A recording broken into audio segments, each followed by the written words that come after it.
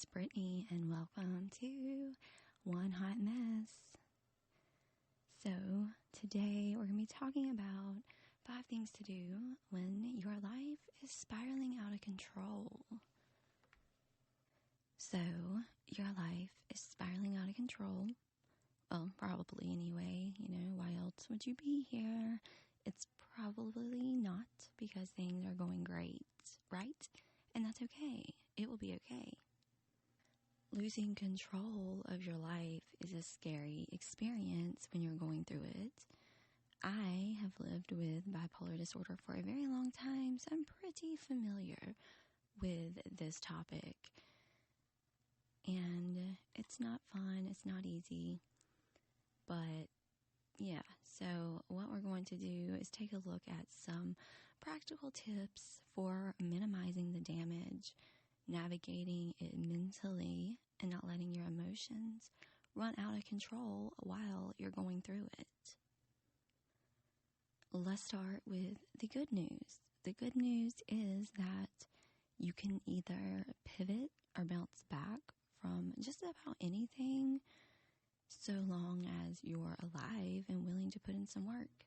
And I mention that because situational depression can come crashing in when you're going through hard times.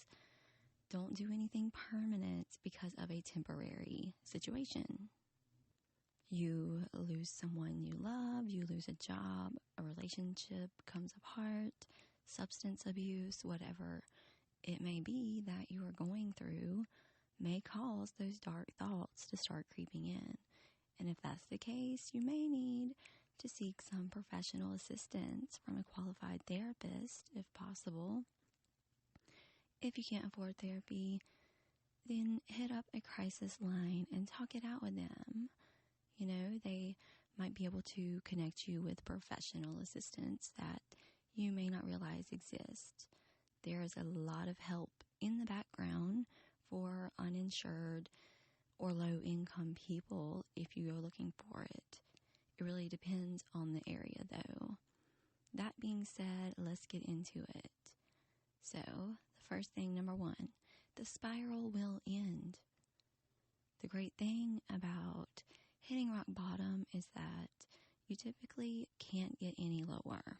Now, that may seem like a flippant comment or a negative statement, but it's not, because it's at the bottom you start laying your new foundation to build yourself up. So if your life is currently spiraling out of control, know that the spiral will end sooner or later.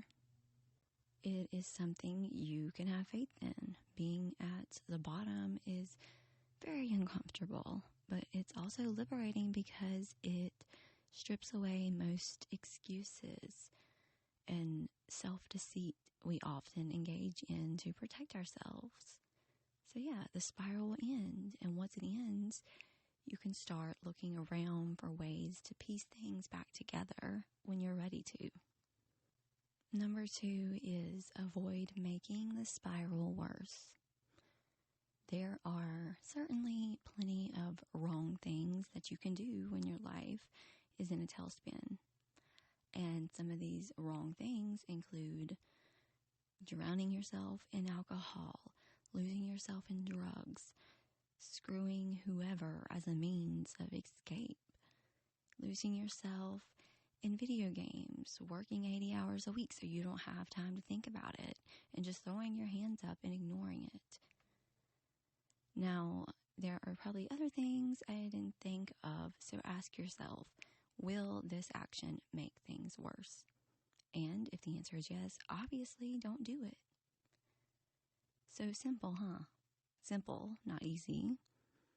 I never said it would be easy, although it is easy to say fuck it and dive into a bottle or play that video game for 12 plus hours a day so you don't have to think about the problems that you're facing. But guess what? Avoidance does not help.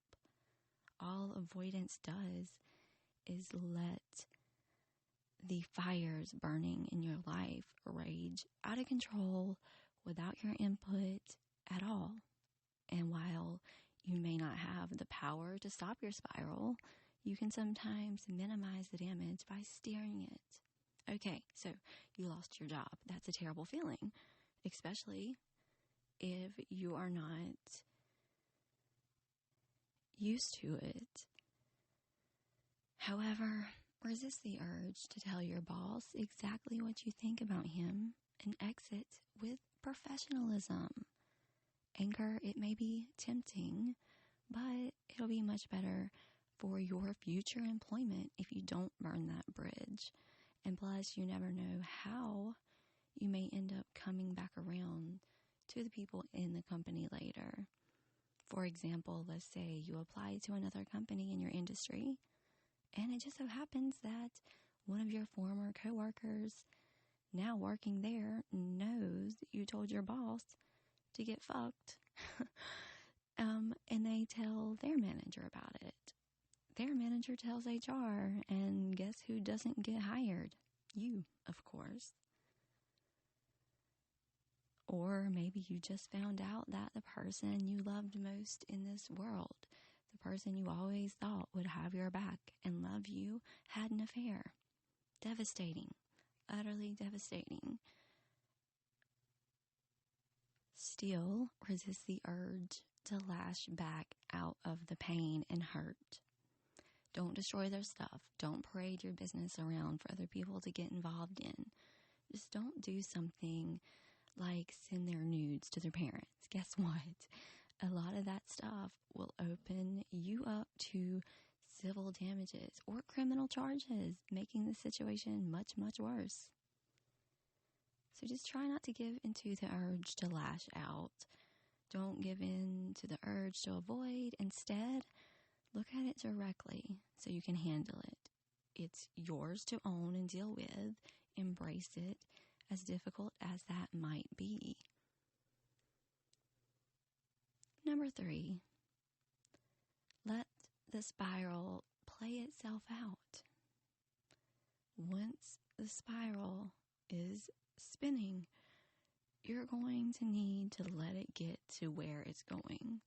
You may kick, fight, and scream the whole way down, but it takes you down anyway.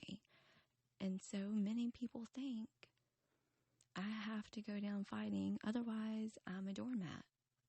Well, hey, that's kind of fair, but kind of not. On the one hand, no one wants to be a victim, but on the other hand, fighting the inevitable instead of just embracing it, that's only going to make the situation worse. And the heartbreak, it's like pulling a bandage off. Do it slowly, and it will hurt for longer as you pull your hair out. But rip it off, and you'll just have the one burst of pain that you can vigorously rub until the sensation fades. So let me give you an example. Let's say your partner has been having an affair for the past 5 years. Now, there's a slim chance that the two of you can go to couples counseling and try to put the pieces back together. You might be able to figure out where the marriage broke down, try to fix the cracks in the foundation and build back together anew. In reality, that's hard as fuck to do. 5 years of lies, manipulation, and betrayal. The person you were supposed to trust most just felt perfectly okay with exploiting your trust for 5 years. What kind of person actually does that? And much like a broken mirror, you can glue the pieces back together, but it's never going to be the same as it was before. You can't go back to before. So, what do? Do you cling to the hope that things can be fixed? Do you spend years more with the person hoping they don't decide to cheat again? I know what I would do, and that would not be trust someone comfortable with betraying me for years. But hey, that's just me. You may have an entirely different point of view or circumstances influencing your decision. That, to me, is embracing the spiral. I would ask, where is this leading? How is this going? How is this likely to go? Where am I going to end up soon? Not the far future, because it's hard telling what will happen between now and then, but the near future at the end of this particular spiral. All right, so number 4, feel your feelings, but don't live there. Embracing your feelings is an important part of managing emotions and healing, but there is a balance. While you want to embrace your feelings, it's important to not set up a permanent place of residence in those feelings. At some point, you spend some time feeling them, and when you feel them, you start to recede, you get up, and you focus on something else. Shifting focus is a powerful way to derail unhealthy trains of thought. Now, you may be thinking, didn't you just say not do things to avoid the situation and your feelings? Yes, but we're talking about moderation. It's not good to lose yourself in unhealthy coping mechanisms to numb yourself and not think about the situation at all. It's also not good to just curl up in a ball and live in the miserable feelings you're dealing with. So, balance is key. Feel your feelings for a while.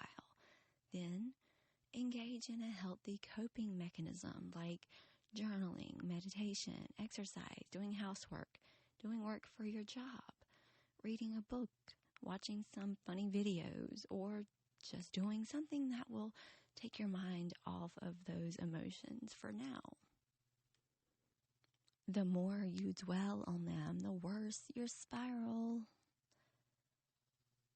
the worse it will be, okay? So while it's important to feel your feelings, you want to do so in as much of a controlled fashion as you can so you don't just crash and burn.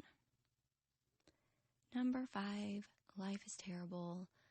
I don't want to go on. I get it, truly. Like I said, I live with bipolar disorder, and I am fully aware that there are tragedies and terrible things that will leave a long-lasting impact on you and your life. Traumatic experiences can denote a specific before and after in your life, and the after may not be all inspirational stories, sunshine, and rainbows. So it may be difficult beyond belief, the hardest thing you've ever gone through. In that case, the best thing you can do for yourself is to get in touch with a trauma or grief counselor who can help guide you through the healing process. And I highly recommend specifically asking if they have experience with trauma or grief counseling specifically, because they will be more experienced and helpful in getting you to where you want to be. And you can find a therapist with experience in these things at betterhelp.com and connect with them via phone, video, or instant message from anywhere in the world. You can also look into local support groups for what you've been through or what you're dealing with. There are a lot of them out there. Suicide survivor groups, infidelity groups, mental illness groups, chronic physical illness groups, all kinds of groups. And it can really help to be around people that understand what you're going through. No one else will ever be able to understand the emotions and the heartbreak unless they have been through that. Not even mental health professionals. And that's okay, because their job is to provide you the tools and support you need to heal and find your way through it and put your pieces back together as best as you can. The picture may not be perfect, but it can definitely be better. And remember, if you're thinking about hurting yourself or someone else, please do seek out professional assistance immediately. Call a crisis line if you're not sure what to do. They should be able to provide insight and specific guidance for your personal situation. So, yeah, many of us will experience situations in which we seem to hit rock bottom, and we often wake up from a trance like state and find ourselves surrounded by the broken remnants of our life, wondering how we got there and how we're going to get out. So, I've got some tips for you, some more tips, okay? Which can help you regroup and start moving forward, regardless of how you got into this mess to begin with. So, the first thing is accept that change is uncomfortable, but it doesn't last forever. Many people find that their lives have been veered off of course because they've avoided things that made them uncomfortable. For example, a person may stay in an unhealthy relationship that deteriorates over time because they either don't want to disrupt the family dynamic or are worried that they couldn't take care of themselves on their own. But if you want to make positive changes in your life, you need to accept that it means facing some uncomfortable, even gut-wrenching realities. But you won't always face these challenging moments. Things will feel easier once you get your life back to where you want it to be.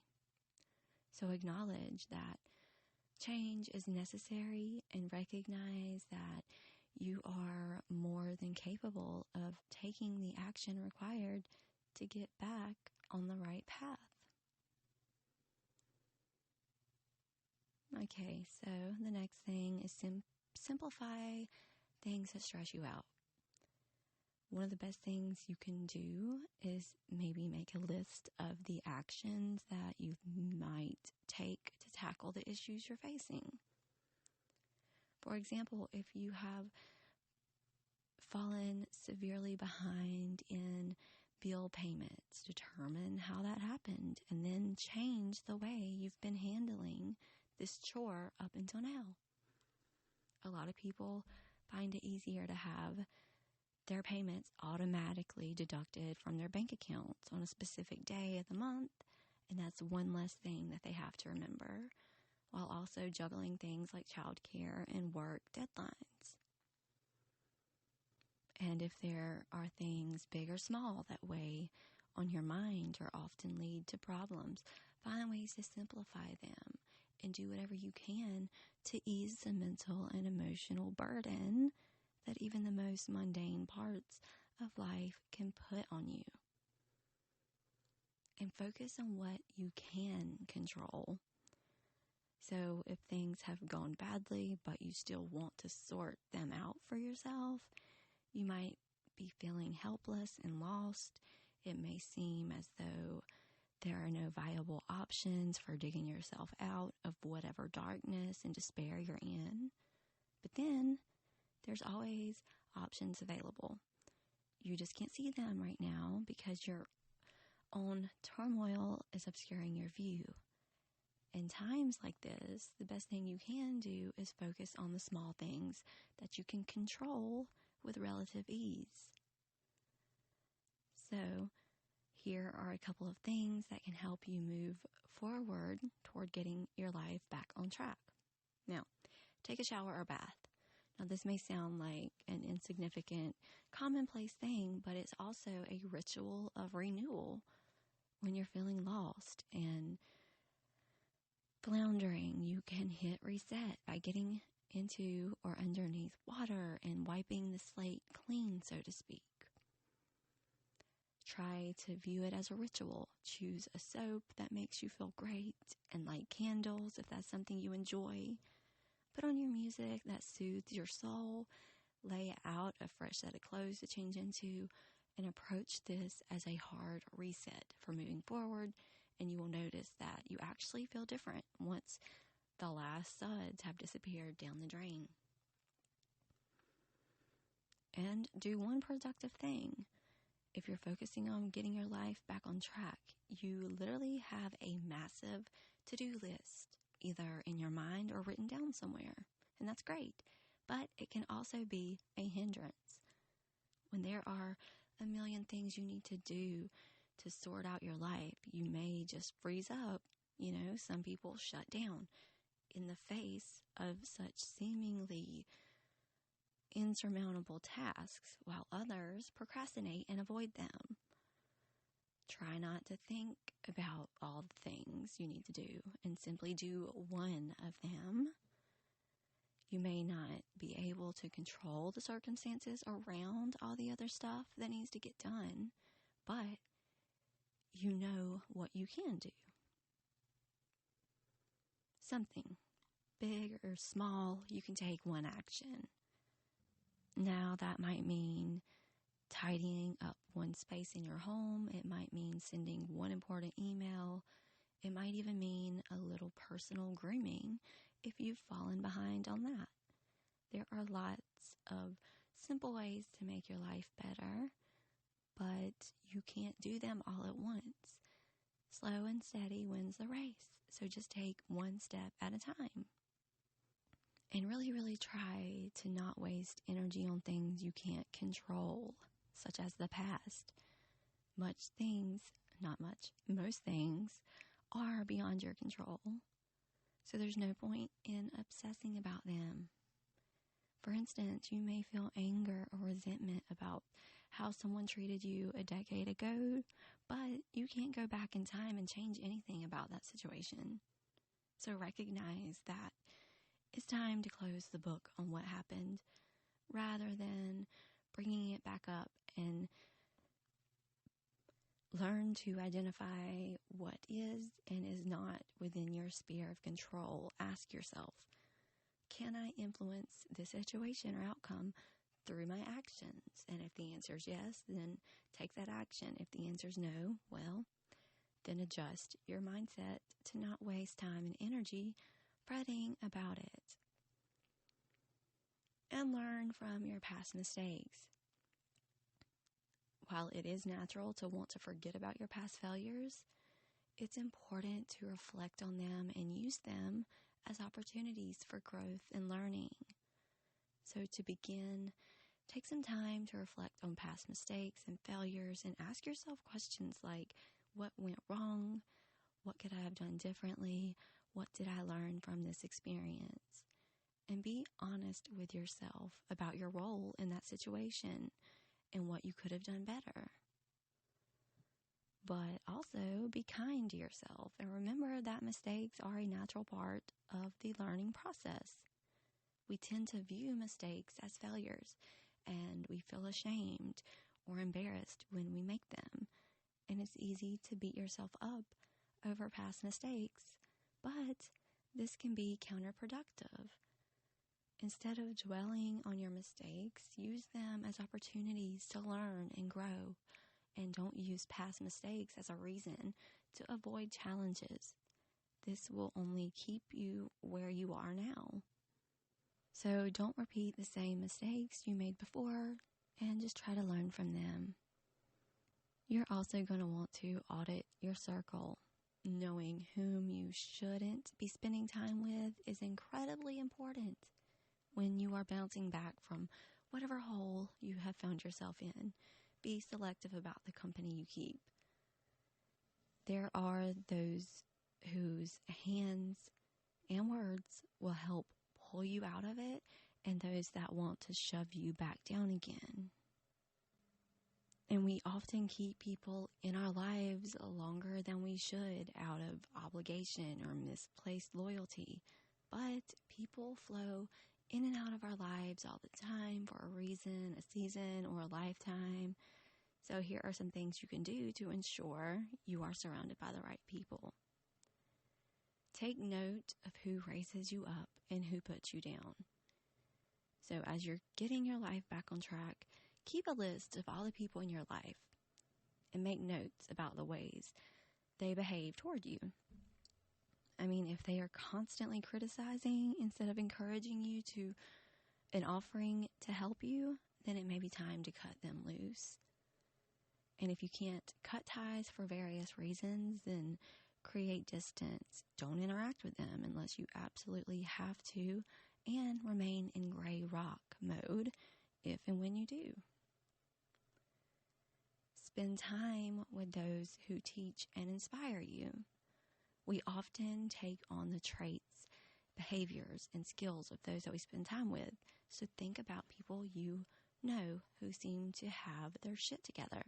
Spend time with them and learn from their habits so you can incorporate their practices into your life. And you're going to want to set realistic, achievable goals for yourself. If you're trying to get your life back on track, you'll want to set some solid goals to achieve. So aim for SMART goals, those that are specific, measurable, achievable, relevant, and time sensitive. And this requires you to be clear about the things you want to attain, have means with which to measure your progress, and set a period of time in which to get them done. So some more important parts of setting goals are envision where you want to be, consider where you want to be a year from now, and set goals that align with that vision. And then determine a work back schedule for the milestones you want to meet, with each step clearly laid out. Let's say mental health concerns have caused you to let your home fall into chaos. Well, you can determine that a year from today, your house will be clean and repaired where it needs to be. Now, you'll set achievable goals. Let's say every month you'll have completely sorted out one room in your home. This can then be divided into 4 main tasks, one to be done each week, as well as smaller goals to achieve each day. And these are all easily managed because they encompass just one main task a week. And at the end of the month, that one room will have been sorted out. And after that, it's simply a question of maintenance to keep sheets clean and clutter from accumulating. Get organized. You can get a large wall calendar, write down your goals so that you get constant visual reminders. Then set phone or email alerts to remind you what to do and when. And learn new skills where necessary. If there is something you can't do that would help you to achieve your goals, see if there is a way you can learn that skill. This might mean checking out some YouTube videos, reading a book, or even taking a course at your local evening school for something more involved. Don't allow a skills deficit to hold you back from getting your life to a place where you would like to be. And stay the course with discipline, motivation, and patience. Nothing worth achieving ever happened overnight. So it's going to take time to build back up from the place you are in now, and that's okay. The key is to ensure that you remain diligent with your efforts rather than getting slack about them. And having patience is not always easy because we want immediate change and improvement, especially when things are so dire now. So try to keep yourself motivated with little rewards, as well as with pride in your accomplishments, and keep putting one foot in front of the other. And also find or build a support system. It is so important to acknowledge when you need help and to use all available resources to support you as you move forward. You've reflected upon how you got into this mess and are resolved to never go down that path again. Now, you'll need to establish a support system that will prevent you from repeating past errors. So, in addition to friends, family members, and accountability partners, you can see which supports are available around you. And if you are just stuck on figuring out how to get your life back on track, especially if you're coming from a place where you've lost everything, consider getting professional help. I mean, no matter what circumstances you're in, there are people who can assist you with counseling and resources so you can move forward. As long as you're still drawing breath, you can get your life back on track. There are things you can do to fix your life, often with a little help and support. So just take a deep breath. Your journey is renewed right here, right now. You can do this. All right, guys, thank you for listening. I hope you enjoyed today's episode. Please make sure to hit that follow button, and I will talk to you guys next time. Later.